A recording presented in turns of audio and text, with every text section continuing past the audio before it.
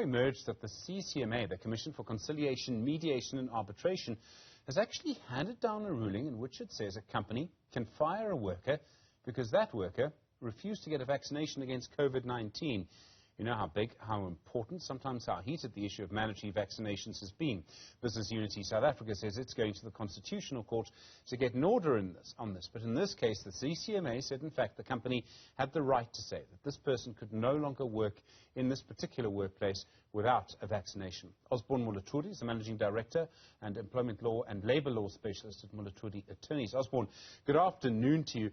Insofar as you know, is this the first decision made by any competent authority in South Africa on this issue? I have not heard of any other cases so far. Good afternoon, Stephen, and thank you for having me on your show. Well, from the nature of the dismissal, this would be the first case. You recall some cases would have related to an employee who would not have reported his COVID-19 status. Now, this one concerns the dismissal of an employee. But for clarification for your viewers, this employee was not dismissed for misconduct, i.e. for refusing to be vaccinated, but instead she was dismissed on the grounds of incapacity. And by now, most of your viewers will be well aware that there are 3 recognized grounds of dismissal, one being misconduct, the second one being operational requirements, commonly referred to as retrenchment, and the third one, which is what was at the center of this case, is incapacity. So the issue of incapacity, how important? So you're going to have to explain this to me. Incapacity means you can't do the work. Indeed. So firstly, one would appreciate that this case was decided on the assumption that everything else was done properly, i.e. that the employer followed a fair process prior to implementing a mandatory vaccination policy, and secondly, that it engaged in a process where everyone, employees and other stakeholders in its workplaces are concerned, and thirdly, and more importantly, that it complied with the directions by the Department of Employment and Labour that were issued as far back as June 2021. Now, with those assumptions, and myself having had a look at this award, the employer did have that engagement process for about 3 months, and in fact, at one stage, they were even assisted by a law firm. And during one of its sessions, specialists were invited to answer questions that may arise from the employees.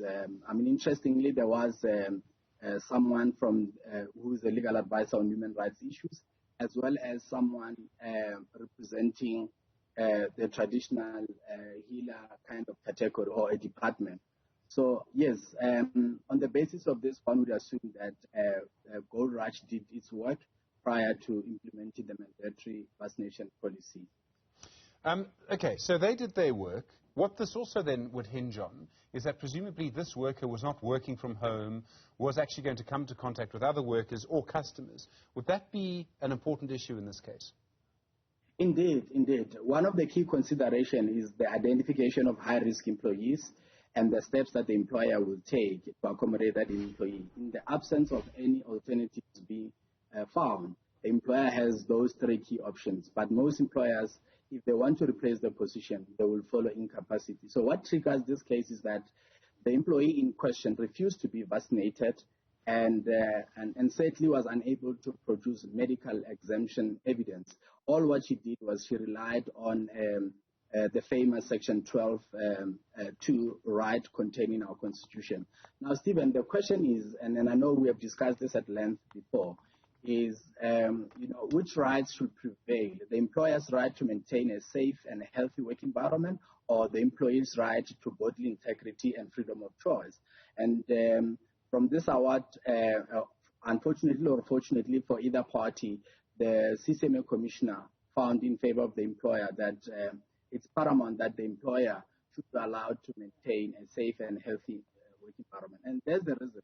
The reason being, you talk of the human rights of one individual employee versus the human rights of other employees in that same workplace. And the employer felt it duty bound to protect the health and safety of those employees. Particularly in this instance, the employee was not going to be able to work from home or not to be able to interact with other colleagues by virtue of her position. I mean, the award says that she was employed as training and related officer. You know, that position that will involve her interacting with staff members, training them, and ironically, perhaps on the same mandatory vaccination policy. It's difficult to be a trainer if you disagree with the policy, but I'm sure it's happened, and I'm sure there'll be other case law around it. Does someone have a right to go to court to challenge a ruling by the CCMA? Would this employee have the right to do that? What do you think a judge would say? Indeed, indeed. I think this case deserves to go all the way, not only to the Labour Court, but to the Constitutional Court, if possible.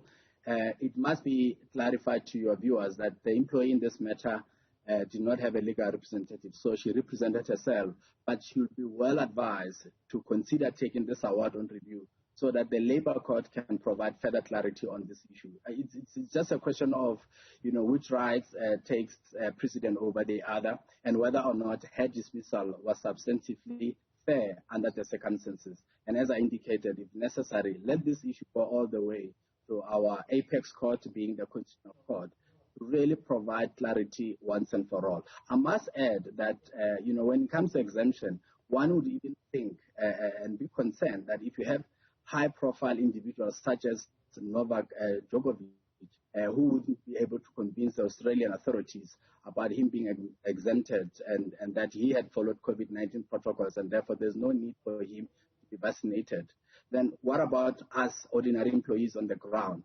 And that should concern every employee before making a decision whether or not to agree to vaccination. It seems to me that some of the heat is going out of this. Now, I don't know, what that means for the law, but the reason that I say that is that we see with the Omicron variant, we see fewer people having to go to hospital. So it might now be a choice around whether business organizations like BUSA, like the employee in this case, push this issue or not. Do you think the heat's going to go out of it, or do you think someone's going to go to court simply to get an order, simply to get a proper finding on this? I think the heat is not going to die down, Stephen, especially now that there's contradicting views. There are those who are saying the fifth wave is coming. There are those who say, no, this coronavirus has died down. There are no more high infection, etc. But I think it would be prudent for any interested parties, trade unions included, business organizations included, to really seek clarification in the form of either a declaratory order or to wait when there's a mass dismissal of employees who refuse to be vaccinated. And be that as it may, once again, employers will be well advised not just to wake up one morning and start to implement mandatory vaccination policy and start dismissing employees who refuse to do so. There are other considerations. For instance, whether or not those who refuse can be accommodated in one way or the other, be required to work from home or be placed in a workplace where there's no accessibility to members of the public or colleagues. Osborne Molatudi, thank you very much indeed. Managing Director, Employment and Labour Law Specialist at Molatudi Attorneys.